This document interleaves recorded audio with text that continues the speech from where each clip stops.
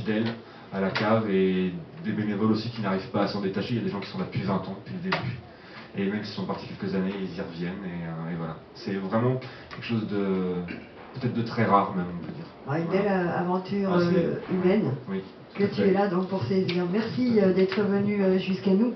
Merci à toi. On écoute Papier Tigre. On a accueilli Eric donc, il y a quelques instants. Papier Tigre qui a ouvert la soirée ici à Mâcon. Et puis on se retrouve avec Rockilou juste après.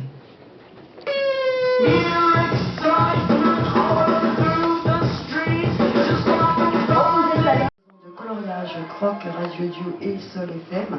Chico Chico, les Lillois sortent de scène, il est 22h, passé de 26 minutes. Et c'est d'une heure dans le tunnel, nous sommes ensemble jusqu'à vers minuit et demi. D'ici une demi-heure, c'est General Electric qui entrera en scène. La cave est pleine ce soir et le public profite grandement des extérieurs entièrement aménagés. C'est un très joli espace.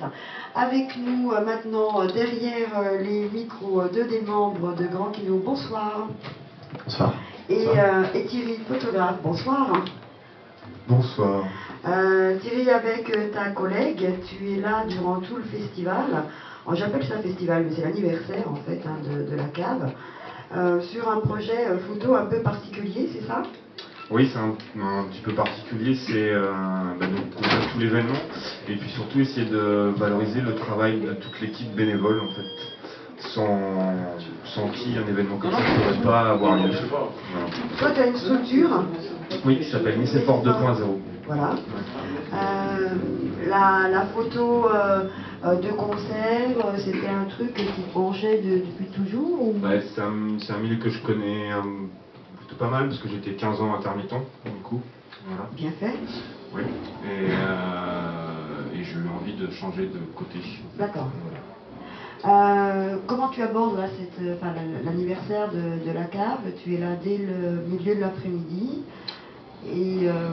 Ouais, en ce moment dès le milieu de l'après-midi, mais des fois beaucoup plus tôt, parce que nous on est là depuis le 10 février, c'est-à-dire qu'on a même... Avant le début voilà, des festivités vraiment. Ouais.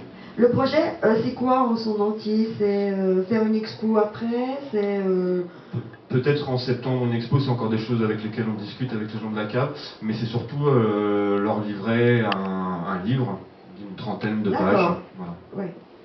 Sur les instantés pris ici. Oui. Et donc tu t'intéresses plutôt, non pas à ceux qui sont sur scène, mais à ceux qui sont... Mais tout ce que les gens voient pas en fait.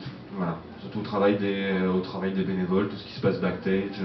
Et aussi des artistes, mais pas forcément les artistes pris sur scène en concert. D'accord, c'est-à-dire que tu vas aller voir en loge, au catering, voilà, ceux qui veulent bien nous accueillir dans les loges. Eux-mêmes en salle, voir les concerts. Voilà, c'est ça. Ouais. Et ceux qui restent avec nous faire... en after un petit peu après les concerts, enfin toute la soirée. Quoi. Voilà. Le projet de ta structure, c'est quoi? C'est plutôt de proposer en Bourgogne, on est en Bourgogne, oui c'est ça, de proposer en Bourgogne des photos sur l'univers des musiques actuelles ou pas simplement? C'est sur Il y a un travail qui nous intéresse particulièrement, mais c'est vraiment ce qu'on fait ici, mais c'est mettre en valeur, quelle que soit la structure, qu'elle soit culturelle ou pas, mais c'est de mettre en avant en tous les cas le travail de ces équipes, de ces associations qui travaillent vraiment avec des bénévoles. Ça c'est quelque chose qui nous tient à cœur. Voilà. C'est la deuxième fois qu'on fait un gros reportage comme ça. On en a déjà fait un il y a 2 ans maintenant pour le Los Angeles Festival à Lons-le-Saunier.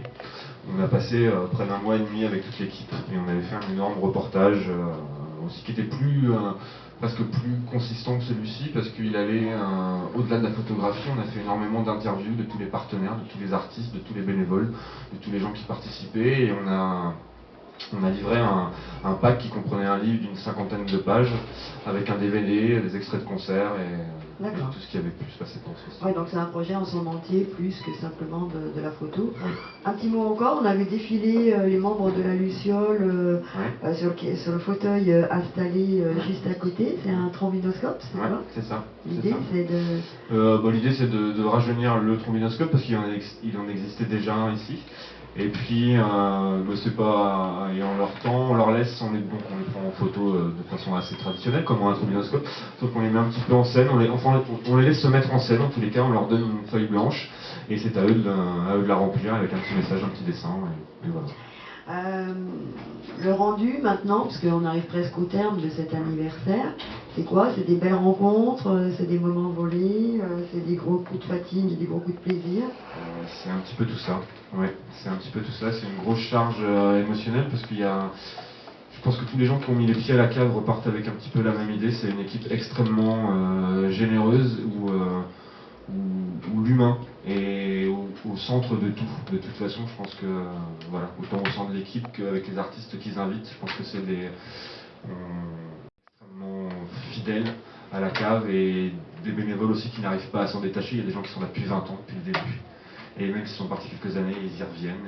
Et voilà. C'est vraiment quelque chose de peut-être de très rare même, on peut dire. Une belle aventure humaine. Oui. Que tu es là donc pour saisir. Merci d'être venu jusqu'à nous. Merci à toi. On écoute Papier Tigre. On a accueilli Eric donc, il y a quelques instants. Papier Tigre qui a ouvert la soirée ici à Mâcon. Et puis on se retrouve avec Rocky Lou juste après.